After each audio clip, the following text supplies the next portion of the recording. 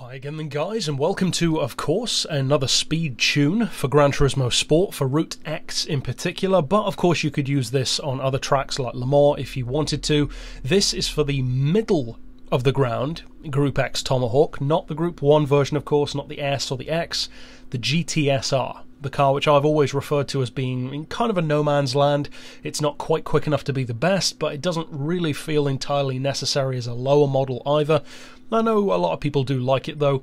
This one, just like the Group X version, is still slower than it was in Gran Turismo 6, but interestingly, it's not necessarily as much slower as you might expect.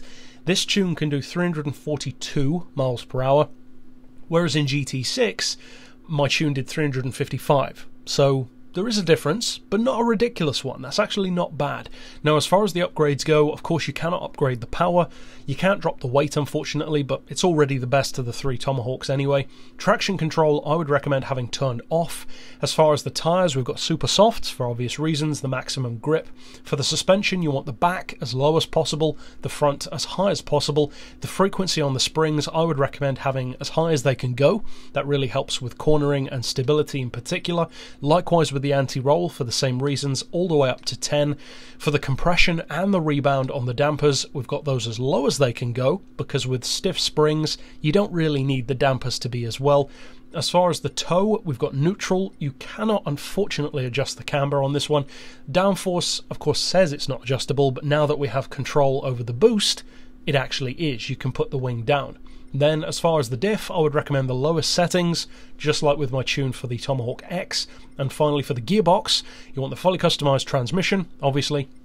Then an auto setting of 373 miles per hour. Now to get these individual numbers, you might have to do a gearbox flip. I can't recall because I built the essential version of this before we got the boost system unlocked again. So I haven't had the chance to actually explore its speed until very recently, since the 1.36 patch. So you might need to do a gearbox flip, but I don't think so. Just give it a look and see if you do. But for the individual gears, you want 3335, 2021, 1372, 979, 734, 678, and 540 with a final drive of 3.1. Now you could take it even lower because it does 342 in 5th gear. So then of course you've got 6th and maybe 7th for drafting, but most of the time you'll just use 5th. I did, however, find it to be a faster accelerating car if you leave it on 3.1 instead of 3. So it's down to you. So that's it for the tune. Of course you can change things around if you want to and experiment with it, but what you want to see is, of course, as we always do, put it out on Route X to see what it can do. So, as I said, this one kind of falls somewhere in the middle compared to the other Tomahawks.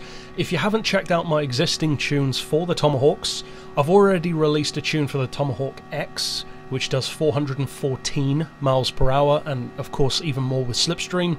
And I'm going to be releasing another Tomahawk tune in a couple of days' time.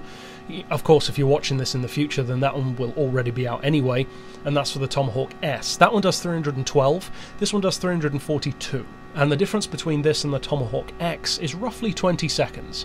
Of course, both of them are considerably slower than the X version, but for those who do want to use this car, it definitely gives you plenty of ability. You will want to, of course, hold down the boost button, which is a bit inconvenient, but only if you're not used to it. Most of us from Gran Turismo 6 are used to doing that anyway, so if you do decide to use this tune, it certainly is no slouch, that's for sure, especially given that it's running over 1,000 horsepower less than the X version. It's still a very quick car, so if you want to check out all of my other speed tunes, click the playlist here on screen, and until next time I'll see you then. But for now, as always, thanks for watching.